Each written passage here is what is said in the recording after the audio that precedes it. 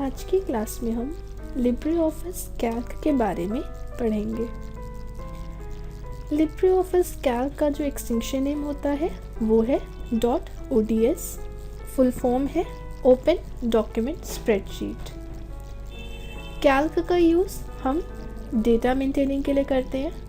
किस तरीके के डेटा को हम कैल्क पे मेंटेन कर सकते हैं, जैसे आपका मार्कशीट, सैलरी शीट, बिल्स, इनको बनाने के लिए हम कैल्क का यूज़ करते हैं। कैल्क में हम रो और कॉलम्स पे काम करते हैं। आपकी जो टोटल रो है वो 10,48,576 है। टोटल कॉलम्स 1024 है। एक कॉलम और एक रो को मिला के हमारा एक सेल बनता है। अगर हम कैल्क के लेआउट की बात करें तो इसमें सबसे ऊपर जो आपके पास अनटाइटल्ड लिब्रे ऑफिस कैल्क आ रहा है, इसे हम टाइटल बार बोलते हैं। इसके नीचे की जो बार है फाइल, एडिट, व्यू, इसे हम मेन्यू बार बोलते हैं। इसके नीचे की बार जो आ रही है ये हमारी स्टैंडर्ड टूल बार है। इसके नीचे की जो बार है इसे हम लोग फॉर्मेटिंग टूल बार बोलते हैं। यहाँ पे आपको नेम बॉक्स दिखाई दे रहा है, ये FX वाला आपका फॉर्मूला बार है। ABC आपकी कॉलम्स हेडिंग है एंड 1 2 3 जो आ रही है आपकी रो हेडिंग है। ये सिंगल बॉक्स जो आ रहा है इसको हम सेल बोलते हैं और ये सेल आपका एक कॉलम और एक रो को मिला के बनता है, इसीलिए इन दोनों को मिला के ही इसका रेफरेंस लिया जाता है। जब आप इन सेल्स पे क्लिक करते हैं तो इन सेल का रेफरेंस जो है ये आपको नेम बॉक्स में शो हो रहा है। जैसे अभी हम B कॉलम और 8 रो पर हैं तो ये आपका रेफरेंस दिखा रहा है B8। अगर आप यहाँ पे कर्सर रखेंगे तो आपका रेफरेंस दिखा रहा है A8। तो इस तरीके से आपका जो सेल है वो एक रो और एक कॉलम को मिला के पढ़ा जाता है।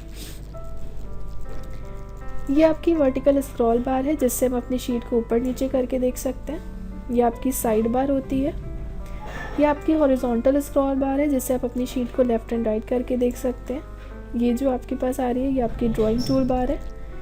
ये आपकी स्टेटस बार है और सबसे लास्ट में जो आपको मिलती है ये आपकी टास्क बार होती है। अगर आपको अपनी टोटल रो चेक करनी है तो टोटल रो को चेक करने के लिए कंट्रोल के साथ हम डाउन एरो यूज़ करेंगे। तो यहाँ पे आपके पास टोटल रो दिखा रहा है 10,48,576। आपको स्टार्टिंग की रो पर आना है तो कीबोर्ड से कंट्रोल अप एरो का यूज़ करके स्टार्टिंग पर आ सकते हैं। आपको टोटल कॉलम्स पता करने हैं तो कंट्रोल के साथ हम राइट एरो यूज़ करेंगे। यहाँ पे कॉलम दिखा रहा है AMJ। आपको इस कॉलम का नंबर पता करना है तो यहाँ पे आप फॉर्मूला लगाइए =COLUMN, शिफ्ट के साथ bracket open bracket close, enter. तो यहाँ पे आपका दिखा रहा है कि टोटल कॉलम जो है वो 1024 है। अगर आपको फर्स्ट कॉलम पर आना है तो आप कंट्रोल के साथ लेफ्ट एरो यूज़ करके स्टार्टिंग कॉलम पर आ सकते हैं। तो इस तरीके से आप अपने रो और कॉलम को भी चेक कर सकते हैं। अब हम लोग फॉर्मेटिंग टूल बार के बारे में पढ़ते हैं। हमने यहाँ पे कुछ काम किया इस तरीके से अपनी शीट पे।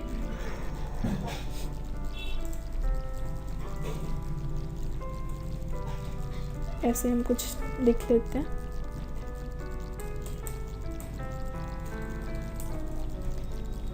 सेलेक्ट कर लेंगे अपनी शीट को। सेलेक्ट करने के बाद अगर आप यहाँ पर आएंगे तो यहाँ से आप अपने टेक्स्ट की स्टाइल को चेंज कर सकते हैं। डिफरेंट टाइप के टेक्स्ट की डिज़ाइन दी गई है। आप जिस तरीके की डिज़ाइन अप्लाई करना चाहते हैं अपने टेक्स्ट के लिए उस स्टाइल को यहाँ से सेलेक्ट कर सकते हैं।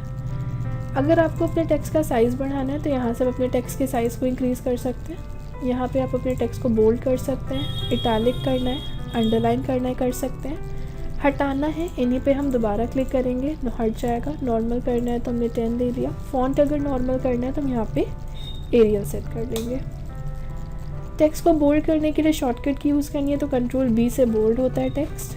इटैलिक करना है तो कंट्रोल I और अंडरलाइन करना है तो कंट्रोल U करेंगे। हटाने के लिए इन्हीं पे दोबारा क्लिक करेंगे, कंट्रोल B से बोल्ड हटेगा, कंट्रोल I से इटैलिक और कंट्रोल U से अंडरलाइन। अगर आप अपने टेक्स्ट में कलर लेना चाहते हैं तो ये फ़ॉन्ट कलर होता है। यहाँ से आप अपने टेक्स्ट के कलर को ले सकते हैं। यहाँ पे आपके टेक्स्ट में कलर आ जाएगा। अगर आप अपने टेक्स्ट के अंदर कलर की फिलिंग कराना चाहते हैं तो ये फिल का ऑप्शन होता है। यहाँ से आप अपने सेल्स में कलर को फिल करा सकते हैं। नॉर्मल करना है, हटाना है, इसका सिलेक्शन लीजिए। सिलेक्शन लेने के बाद फॉन्ट कलर नॉर्मल करना है तो ऑटोमेटिक, फिलिंग हटानी है तो नो बैकग्राउंड। नेक्स्ट आपको टेक्स्ट की अलाइनमेंट क्या रखनी है। टेक्स्ट आपको लेफ्ट में चाहिए, सेंटर में रखना है या राइट में रखना है, इसको सेट कर सकते हैं। नॉर्मल हमारा लाइन लेफ्ट होता है। नेक्स्ट यहाँ पे रैप टेक्स्ट। रैप टेक्स्ट का काम क्या होता है, अगर आप अपने टेक्स्ट को रैप कराना चाहते हैं, मान लीजिए यहाँ पे आपने टेक्स्ट लिखा,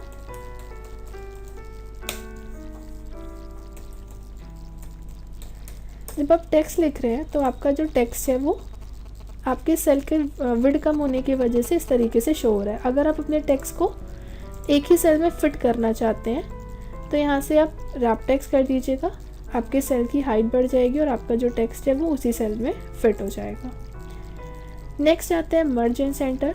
मर्ज सेल का यूज़ हम तब करते हैं जब हमें अपने 2-3 सेल्स को एक ही सेल्स में कन्वर्ट करना होता है, मर्ज कराना होता है। हमने यहाँ पे 2-3 सेल्स का सिलेक्शन ले लिया। सिलेक्शन लेने के बाद हम मर्ज पे क्लिक करेंगे तो हमारा जो सेल था वो एक ही में कन्वर्ट हो जाएगा, एक ही सेल में आ जाएगा।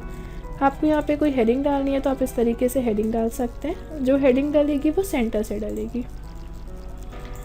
आपको अगर टेक्स्ट की पोजीशन चेंज करनी है, आप अपने टेक्स्ट को टॉप में सेट करना चाहते हैं, सेंटर में रखना चाहते हैं या फिर बॉटम में रखना चाहते हैं, यहाँ से सेट कर सकते हैं। नेक्स्ट यहाँ पे ऑप्शन है फॉर्मेट एज अ करेंसी, यानी अगर आप अपने किसी भी नंबर को करेंसी के फॉर्म में कन्वर्ट करना चाहते हैं, करेंसी सिंबल यूज़ करना चाहते हैं तो अप्लाई कर सकते हैं। यहाँ पे जब आप स्क्रॉल करेंगे तो आपको और भी करेंसी सिंबल्स मिल रहे हैं। इनमें से अगर कोई करेंसी सिंबल आपको यूज़ करना है तो आप कर सकते हैं। आपको परसेंटेज का साइन लगाना है तो आप परसेंटेज का साइन लगा सकते हैं। आपको अगर अपने नंबर को डेट के फॉर्म में कन्वर्ट करना आप ले सकते हैं। ये आपके पास से फॉर्मेट आ रहा है, स्टाइल आ रही है। आप अगर करेंट डेट इसी फॉर्मेट में डालना चाहते हैं तो डाल सकते हैं। यानी आपको जो फॉर्मेट शो हो रहा है वो पहले मंथ, डेट एंड ईयर का फॉर्मेट है। Next add decimal. आपने कोई नंबर लिया, अगर उस नंबर में आप डेसिमल प्लेसेस बढ़ाना चाहते हैं तो यहाँ बढ़ा सकते हैं। यहाँ से आप अपने डेसिमल प्लेसेस को कम कर सकते हैं। डिक्रीज इंडेंट, आप अपने टेक्स्ट को इंडेंट के अकॉर्डिंग सेट कर सकते हैं। डिक्रीज कराना है या इंक्रीज कराना है आप इसको सेट कर सकते हैं। अगर आपको बॉर्डर अप्लाई करना है अपने सेल्स में तो आप सिलेक्शन लीजिए। सिलेक्शन लेने के बाद यहाँ पे आपको बॉर्डर मिल रहा है। अगर आप लेफ़्ट करेंगे तो आपका बॉर्डर लेफ़्ट से आएगा, अगर आप राइट करेंगे तो राइट साइड से बॉर्डर लग कर आ रहा है। सिलेक्शन लेंगे आपको, इसके बाद अगर आप सिर्फ हॉरिजॉन्टल करेंगे तो हमारे पास हॉरिजॉन्टल बॉर्डर बनकर आ रहा है। अगर आप पूरे में बॉर्डर चाहते हैं तो आप यहाँ से ऑल बॉर्डर करके पूरे में बॉर्डर अप्लाई कर सकते हैं, तो पूरा इस तरीके से पूरे सेल में बॉर्डर आएगा। आपको बॉर्डर की स्टाइल अगर चेंज करनी है तो यहाँ पे आपको बॉर्डर के लिए डिफरेंट टाइप की स्टाइल दी गई है। कोई भी एक स्टाइल आप ले सकते हैं तो आपका बॉर्डर जो है उसी स्टाइल में आएगा। अगर आपको अपने बॉर्डर के लिए कलर सेट करना है तो यहाँ पे आप अपने बॉर्डर के लिए कलर को चूज़ करते हैं तो ये आपका जो बॉर्डर है उसी कलर में आ जाएगा। तो इस तरीके से हम फॉर्मेटिंग टूल बार का यूज़ कर सकते हैं। अब मान लीजिए आपने अपने नंबर पे कुछ फॉर्मेट्स लगा रखे हैं, number format, decimal, currency format, date format. आप इन नंबर्स एंड फॉर्मेट्स को अगर रिमूव करना चाहते हैं तो इनका सिलेक्शन लीजिए। सिलेक्शन लेने के बाद फॉर्मेट में आइए, नंबर फॉर्मेट में, और यहाँ से कर दीजिए जनरल, तो आपका जो नंबर है वो सिंपल हो जाएगा। नेक्स्ट आते हैं हम लोग। नेक्स्ट हमें यहाँ पे ऑप्शन में, ये हमारी फॉर्मेटिंग टूल बार कंप्लीट हो गई है। इसमें जो कंडीशनल का ऑप्शन है ये हम आगे पढ़ेंगे। अब सबसे पहले हम एक मार्कशीट तैयार कर लेते हैं। मेरे पास एक मार्कशीट बनी हुई है तो हम उस मार्कशीट को ओपन कर लेते हैं। यहाँ पे इस तरीके से हमने एक शीट बनाई है। रोल नंबर, नेम, सब्जेक्ट, उनमें नंबर्स आ रहे हैं। अब हमें मान लीजिए अपने इन नंबर्स का टोटल निकालना है। तो टोटल निकालने के लिए हम क्या करेंगे, सबसे पहले हम लोग जब भी एक्सेल में काम करते हैं तो फॉर्मूला लगाने के लिए हम लोग इक्वल टू का साइन लगाएंगे। अगर हम फॉर्मूला अप्लाई कर रहे हैं और स्टार्टिंग में इक्वल टू नहीं लगाएंगे तो हमारा आंसर नहीं आएगा। हमने यहाँ पे फॉर्मूला लगाया इक्वल, सबसे पहले इक्वल टू का साइन, और इक्वल टू का साइन लगाने के बाद हमें क्या करना है, हर सब्जेक्ट के नंबर्स को जोड़ना है। तो नंबर्स को जोड़ने के लिए हम क्या करेंगे, हिंदी के सेल का रेफरेंस लेंगे। हिंदी का सेल हमारा कौन सा है, हिंदी का सेल हमारा सी कॉलम और रो नंबर 4 है, तो इस सेल का रेफरेंस हो गया C4। हम क्लिक कर देते हैं, क्लिक करते ही हमारे पास यहाँ पे C4 आ गया। क्योंकि हम नंबर्स का टोटल कर रहे हैं, उनको ऐड कर रहे हैं, इसलिए प्लस का साइन लगाएंगे, प्लस। नेक्स्ट हम इंग्लिश के सेल का रेफरेंस लेंगे, इंग्लिश का सेल होगा D4 प्लस। नेक्स्ट मैथ्स का सेल लेंगे E4 प्लस, साइंस का सेल F4 प्लस, आर्ट का सेल G4। अब आपको प्लस नहीं लगाना है क्योंकि आर्ट हमारा लास्ट सेल था। एंटर करेंगे तो हमारा जो टोटल है वो आ जाएगा। जब आप इस टोटल पे कर्सर रखेंगे तो आपने जिस फॉर्मूले को अप्लाई करके टोटल निकाला है, यहाँ पे आपका फॉर्मूला बार में वो शो भी करेगा। एक तरीका तो ये है टोटल निकालने का। दूसरा, आप यहाँ पे एक फंक्शन यूज़ कर सकते हैं, इक्वल टू सम, शिफ्ट के साथ ब्रैकेट लगाइए। ब्रैकेट लगाने के बाद आपको जितने नंबर्स को ऐड करना है उनका सिलेक्शन ले लीजिए, आर्ट से लेके हिंदी से लेके आर्ट तक। ब्रैकेट यानी रेफरेंस हो गया आपका C5 to G5। Bracket close करके एंटर करेंगे तो आपका टोटल आ जाएगा। तो इस तरीके से आप दोनों का यूज़ करके अपने टोटल को कैलकुलेट कर सकते हैं। इसके बाद अगर हमें परसेंटेज निकालना है तो हम परसेंटेज अप्लाई कर सकते हैं। परसेंटेज निकालने के लिए क्या करेंगे, सबसे पहले हम इक्वल टू का साइन लगाएंगे। अब जो परसेंटेज होती है हमारी वो टोटल पे डिपेंड करती है, यानी टोटल के बेसिस पे हम इनको निकालते हैं, इसलिए हम लोग टोटल के सेल का रेफरेंस लेंगे। टोटल का सेल है हमारा H4 मल्टीप्लाई बाय, हमारा एक पेपर जो होता है वो 100 नंबर का होता है, तो हमने यहाँ पे लिखा 100 डिवाइडेड बाय हमारे पास जितने सब्जेक्ट्स हैं, 5 सब्जेक्ट्स हैं, तो हमारे 500 का पेपर हो जाएगा। एंटर, हमारे पास परसेंटेज आ जाएगी। जब आप फॉर्मूला बार में देखेंगे तो यहाँ पे फॉर्मूला बार में वो फंक्शन शो भी हो रहा है, इक्वल टू सेल का reference H5 multiply by 100 divided by 500। तो ये हमारा टोटल निकल के आएगा। नेक्स्ट, अगर आपको रिज़ल्ट निकालना है तो रिज़ल्ट में हम क्या निकालते हैं, कोई भी स्टूडेंट पास है या फिर फेल है। जो रिज़ल्ट होता है वो हमारा नंबर्स पे डिपेंड करता है, यानी हमें हर सब्जेक्ट में पास होने के लिए 100 में से 33 नंबर चाहिए होते हैं। पासिंग नंबर हमारा 33 होता है। तो यहाँ पे हमें रिज़ल्ट निकालने के लिए हर सब्जेक्ट के सेल का रेफरेंस लेना है। सबसे पहले हम इक्वल टू का साइन लगाएंगे, इक्वल टू सेल का रेफरेंस लेंगे Hindi C4 equal to if shift के साथ ब्रैकेट एंड शिफ्ट के साथ ब्रैकेट, हिंदी के सेल का रेफरेंस C4 शिफ्ट के साथ greater than equal to 33 comma, English के सेल का रेफरेंस D4 शिफ्ट के साथ greater than equal to 33 comma, maths के सेल का रेफरेंस E4 शिफ्ट के साथ greater than equal to 33 comma, science के सेल का रेफरेंस F4 शिफ्ट के साथ greater than equal to 33 comma, art के सेल का रेफरेंस शिफ्ट के साथ G4 greater than equal to 33। यानी हर सब्जेक्ट में नंबर अगर हमारे 33 हैं या उससे ज़्यादा है तो हम पास होंगे, कॉमा शिफ्ट के साथ में इन्वर्टेड कॉमा पास, शिफ्ट के साथ में इन्वर्टेड कॉमा क्लोज। लेकिन अगर किसी भी सब्जेक्ट में नंबर हमारे कम है तो फिर हम फेल होंगे, कॉमा शिफ्ट के साथ में इन्वर्टेड कॉमा, यहाँ पे लिखेंगे fail, inverted comma close, shift के साथ bracket close, enter.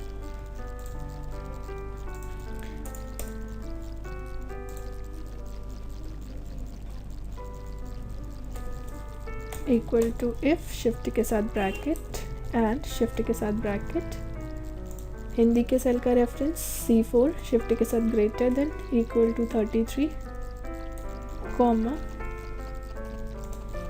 D4 shift के साथ greater than equal to 33 comma, E4 greater than equal to 33। इस तरीके से हमने सेल का रेफरेंस लगाया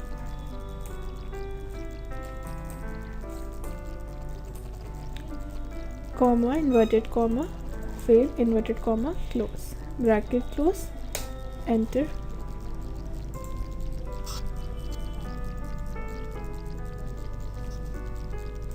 यहाँ पे G3 के अभी देखिए यहाँ पे वैल्यू लिख कर आ रहा है, इसका मतलब इसमें कोई हमारी मिस्टेक है। तो यहाँ पे जो G3 है इसके बाद हम ब्रैकेट को बंद करेंगे, एंटर करेंगे तो हमारा रिजल्ट आ जाएगा। इसी तरीके से आप फॉर्मूला लगा सकते हैं, इक्वल टू इफ़ शिफ्ट के साथ ब्रैकेट एंड शिफ्ट के साथ ब्रैकेट, हिंदी के सेल का रेफरेंस C5 शिफ्ट के साथ greater than equal to 33 comma, D5 greater than equal to 33 comma,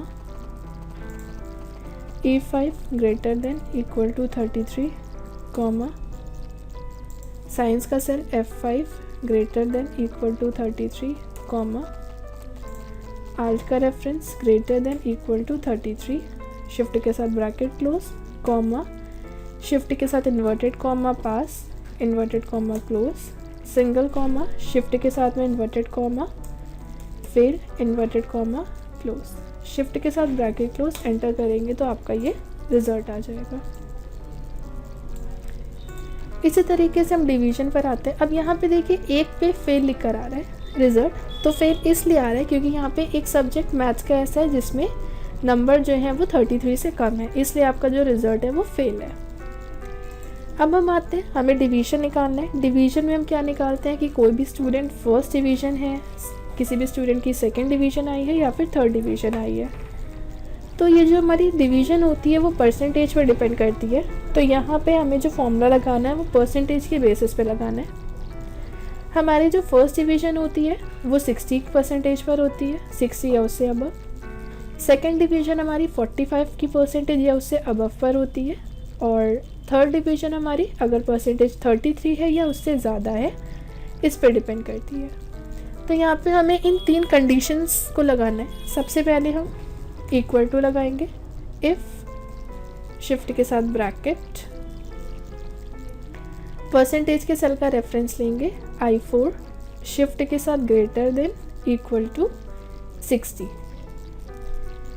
अगर हमारी परसेंटेज 60 है या उससे ज़्यादा है तो हमारी जो डिवीजन होगी वो होगी फर्स्ट, कॉमा, शिफ्ट के साथ में inverted comma, first division, inverted comma close, फिर से सिंगल कॉमा, इफ़ शिफ्ट के साथ ब्रैकेट, परसेंटेज के सेल का reference I4 greater than equal to 45। अगर हमारी परसेंटेज 45 है या उससे ज़्यादा है तो हमारी डिवीजन होगी सेकेंड, कॉमा, शिफ्ट के साथ में inverted comma, second division, inverted comma close, फिर से सिंगल कॉमा, इफ़ शिफ्ट के साथ bracket and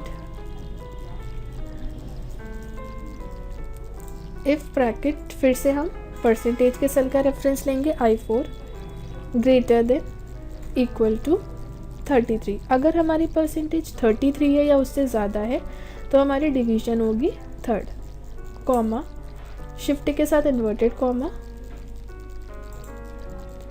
third division, inverted comma close. मान लीजिए अगर कोई स्टूडेंट इन तीनों में से किसी कंडीशन में नहीं आ रहा है, उसकी परसेंटेज ना 60 में है, ना 45 में और ना ही 33 में, तो वो फेल होगा, कॉमा, इन्वर्टेड कॉमा लगा के यहाँ लिखेंगे fail, inverted comma close, shift के साथ 3 बार ब्रैकेट क्लोज करेंगे क्योंकि हमने 3 कंडीशन लगाई थी और तीनों बार ब्रैकेट ओपन किया था, इसलिए क्लोज भी तीनों ब्रैकेट को करेंगे और एंटर, आपकी डिवीजन आ जाएगी।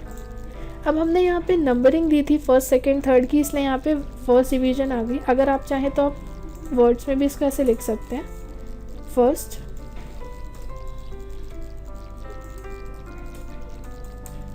सेकंड, थर्ड, यहाँ पे आपके पास डिवीजन आ गई। इस तरीके से हमने यहाँ पे लगा दिया formula, equal to if shift के साथ ब्रैकेट, परसेंटेज के सेल का reference I5 greater than equal to 60, comma, inverted comma, first division, inverted comma close, comma if bracket percentage का reference I5 greater than equal to 45 comma inverted comma second division inverted comma close comma if bracket percentage का reference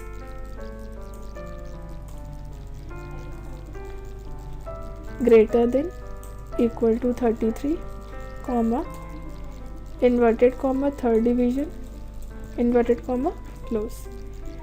अगर कोई person in तीनों में से किसी condition में नहीं आ रहा तो वो फेल होगा, comma inverted comma fail inverted comma close. Shift के साथ 3 बार ब्रैकेट क्लोज करके एंटर करेंगे। अब अगर मान लीजिए आप ये चाहते हैं कि बार बार ये फॉर्मूला आपको सब पे ना लगाना पड़े और ये अप्लाई होकर आ जाए, तो आप क्या करिएगा, यहाँ पे आपको एक छोटा सा पॉइंट दिख रहा है, जब आप इस पॉइंट पे कर्सर रखेंगे तो ऐसा एरो आएगा, माउस को होल्ड करके ड्रैग करा दीजिएगा तो ये फॉर्मूले सब पर अप्लाई होकर आ जाएंगे। नेक्स्ट अब हमें निकालना है मैक्सिमम नंबर। मैक्सिमम का मतलब होता है किस सब्जेक्ट में सबसे ज़्यादा नंबर है। तो हमने यहाँ पे फॉर्मूला लगाया इक्वल टू मैक्स शिफ्ट के साथ ब्रैकेट, और क्योंकि मैक्सिमम नंबर हमारा हर सब्जेक्ट से निकलेगा कि जितने भी सब्जेक्ट हैं उनमें जिस सब्जेक्ट में सबसे हाईयर नंबर है वो आ जाए, तो हम लोग रेफरेंस ले लेंगे, माउस को होल्ड करेंगे हिंदी के सेल पे और इसको पूरा 8 तक ड्रैग कराएंगे, यानी रेफरेंस हो गया C4 to G4। Bracket close करेंगे, एंटर करेंगे, आपका मैक्सिमम नंबर आ जाएगा इक्वल टू मैक्स शिफ्ट के साथ ब्रैकेट, रेफरेंस लेंगे हिंदी से लेके 8 तक के सेल का, ब्रैकेट क्लोज एंटर। आप चाहते हैं सब पे अप्लाई हो जाए, फॉर्मूला ना लगाना पड़े, तो यहीं पे पॉइंट आ रहा है, इस पे कर्सर रख के ड्रैग कराइए तो आपका फॉर्मूला सब पर लग कर आएगा। ऐसे मिनिमम निकालना है इक्वल टू, मिनिमम का मतलब किस सब्जेक्ट में सबसे कम नंबर है, MIN मिन शिफ्ट के साथ ब्रैकेट, और रेफरेंस हम सेम ऐसे ही लेंगे हिंदी से लेके 8 तक के सेल का, ब्रैकेट क्लोज एंटर। तो यहाँ पे मिनिमम नंबर आ गया। इस सेल में भी लगाना है इक्वल टू मिन शिफ्ट के साथ ब्रैकेट, हिंदी से लेके 8 तक के सेल का रेफरेंस, ब्रैकेट क्लोज एंटर। सब पर अप्लाई करना है तो यहीं पे कर्सर रख के ड्रैग कराएंगे। तो ये हमारी एक मार्कशीट बन गई है। अब हम आते हैं नेक्स्ट, यहाँ पे फॉर्मेटिंग टूल बार में एक ऑप्शन था कंडीशन। कंडीशनल का काम क्या होता है, कंडीशनल का यूज़ हम तब करते हैं जब हमें नंबर्स की अलग अलग कंडीशंस के बेसिस पे वर्क करना होता है। जैसे मान लीजिए अगर आपसे ये कहा जाए कि आपको अपने सेल में उन नंबर्स को हाईलाइट कराना है जिनके उन स्टूडेंट्स के नंबर को हाईलाइट कराना है जिनके नंबर 50 अबव है। ऐसे तो आपको ढूंढना पड़ेगा, आप एक एक करके हाईलाइट कराएंगे तो टाइम लगता है, लेकिन अगर आप कंडीशनल फॉर्मेटिंग का यूज़ करेंगे तो जो कंडीशन आप अप्लाई करेंगे उनके बेसिस पे वो सारे नंबर्स हाईलाइट हो जाएंगे। तो आपने अपनी शीट का सिलेक्शन लिया, कंडीशनल पर आएंगे, यहाँ पे आ रहा है कंडीशन, कंडीशन लेंगे। कंडीशन लेने के बाद यहाँ पे देखिए आपको डिफरेंट कंडीशंस मिल रही हैं, equal to, less than, greater than, less than और इक्वल टू, ग्रेटर देन और equal to, not equal to, between, not between, duplicate, not duplicate, top N element, bottom element. तो यहाँ पे हमने एक कंडीशन ली, यहाँ पे हमने लिया इक्वल टू, इक्वल टू में आके हमने लिखा 55, यानी हमें उन नंबर को हाईलाइट कराना है जिनके नंबर सिर्फ 55 हो या सिर्फ 65 हो। आपको स्टाइल कैसी रखनी है इसकी, यहाँ पे आपने स्टाइल ले ली और ओके कर देंगे। तो यहाँ पे देखिए आपके जो आपने सिलेक्शन लिया था अपने सेल का, उनमें जिनके भी नंबर 65 के बराबर थे वो सारे नंबर्स हाईलाइट होने लगे। कंट्रोल Z करके हमने अनडू किया। फिर ऐसे ही हम यहाँ पे आएंगे कंडीशन पे, यहाँ पे आके आपने लिया ग्रेटर देन और इक्वल टू, यहाँ पे आपने लिखा जिनके नंबर 65 के बराबर हो और 65 से ज़्यादा हो वो हाईलाइट हो। तो यहाँ पे आपने फॉर्मेट ले लिया किस तरीके से हाईलाइट करेंगे। तो यहाँ पे आपके सेल्स में वही नंबर हाईलाइट हो रहे हैं जो या तो 65 होंगे या 65 से हाईएस्ट होंगे। फिर हमने सिलेक्शन लिया, सिलेक्शन लेने के बाद यहाँ पर आएंगे कंडीशन पे। यहाँ पे आके हमने बिटवीन दिया, यहाँ पे हमने डाला जिनके नंबर 60 से 70 के बीच में आते हैं, हमें केवल उन नंबर्स को हाईलाइट कराना है। कलर क्या रखना है, यहाँ पे कलर चूज़ करेंगे जिस कलर से हाईलाइट कराना है। इतना करने के बाद हम ओके करेंगे, तो हमारे पास जिनके भी नंबर 60 से 70 के बीच में आ रहे होंगे वो हाईलाइट हो जाएंगे। तो इस तरीके से यहाँ पे अलग अलग कंडीशंस दी गई हैं और इन कंडीशंस के बेसिस पे आप अपने वैल्यूज़ को हाईलाइट करा सकते हैं। यहाँ पे बिगिन विद है, इसमें हम अपने टेक्स्ट को सेलेक्ट कर लेते हैं। कंडीशन में आए, यहाँ पे हमने लिया बिगिन विद। हमने यहाँ पे डाला जिनके भी नाम ए अल्फ़ाबेट से स्टार्ट होते हैं, हमें केवल उन टेक्स्ट को हाईलाइट कराना है। तो यहाँ पे आपने डाला ए, किस फॉर्मेट से कराना है सेलेक्ट करके ओके करिए। तो जिनके भी नाम ए अल्फ़ाबेट से स्टार्ट होंगे वो हाईलाइट हो जाएंगे।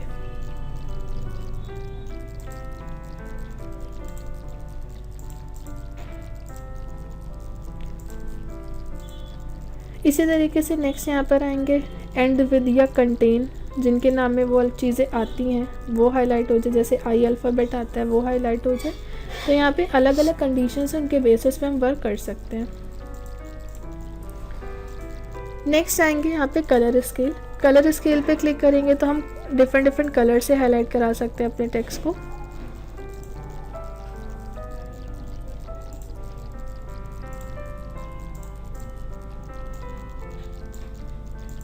कलर स्केल पे आएंगे, यहाँ पे आपको कलर स्केल 2 मिलेगी, 3 मिलेगी। हमने 2 कलर स्केल लिया। हम यहाँ पे सेट कर लेते हैं कि मिनिमम नंबर पे येलो कलर का है और मैक्सिमम नंबर पे ग्रीन कलर की स्केल है। ओके करेंगे तो यहाँ पे देखिए इस तरीके से जहाँ पे हाईएस्ट नंबर है वहाँ पे ग्रीन कलर की आएगी और जहाँ पे कम नंबर होंगे वहाँ पे येलो कलर आ रहा है।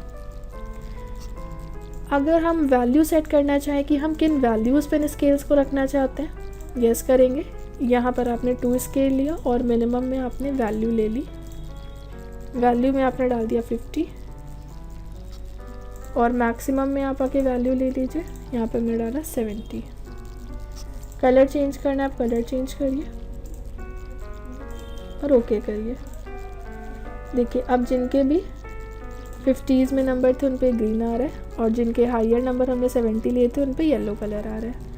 तो इस तरीके से आप अपने नंबर्स के अकॉर्डिंग उनकी स्केल, कलर स्केल को सेट कर सकते हैं। ऐसे अगर आप 3 कलर स्केल लेते, यस किया। यहाँ पे परसेंटाइल अगर आपने ले रखा है तो उस परसेंटाइल में जितने भी नंबर होंगे वो येलो कलर से, 50 से कम जिनके होंगे वो रेड और अबव होंगे वो ग्रीन में शो करेंगे। अपने अकॉर्डिंग अगर आप लेना चाहते हैं तो आप वैल्यूज़ के अकॉर्डिंग सेट कर सकते हैं। यहाँ पे आप ले लीजिए किस कलर से हाईलाइट कराना है। ओके, तो जिनका परसेंटाइल 50s में होगा उन पे येलो, जिसका उनसे कम होगा उस पे हमारे पास पर्पल और जिनका हायर होगा उस पे ब्लू कलर का आ रहा है।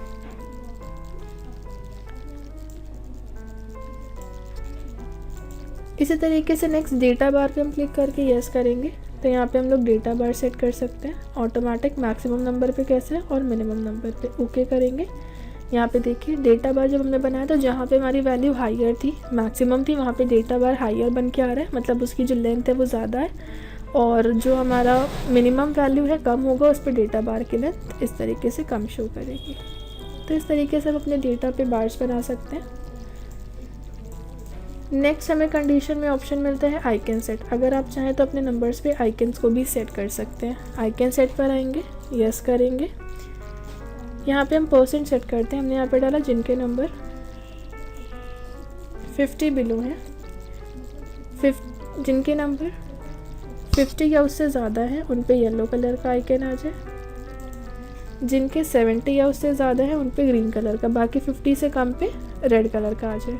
ओके करेंगे तो जो कंडीशन दी है उन कंडीशन के बेसिस पे आपका आइकन आएगा। जिनके नंबर 50 से कम है उन पे देखिए रेड कलर का आइकन आ रहा है जिनके 50s में है उन पे देखिए येलो कलर का, और जिनके ज़्यादा है उस पर इस कलर का आइकन शो कर रहा है, ग्रीन कलर का।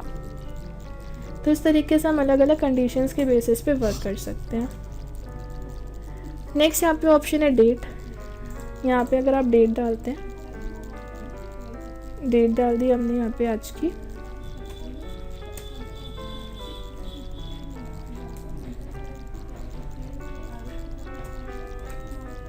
इस तरीके से हम कुछ डेट्स डालते हैं।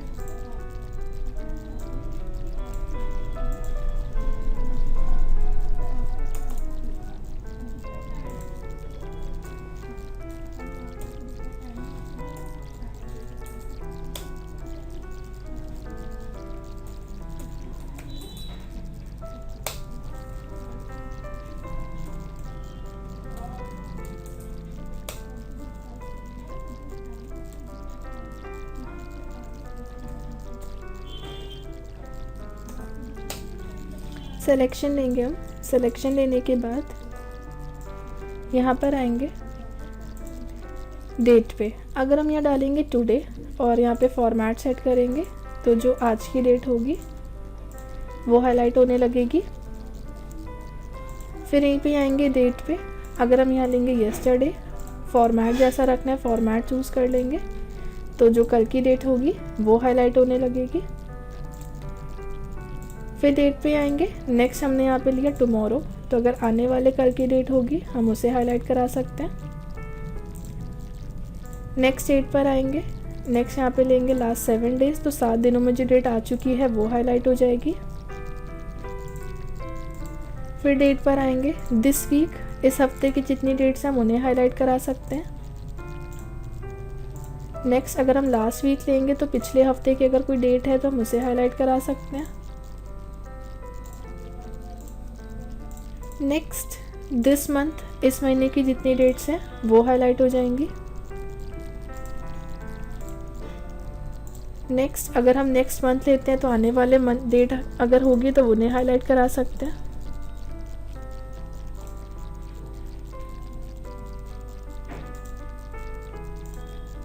इसी तरीके से नेक्स्ट डेट पर आएंगे।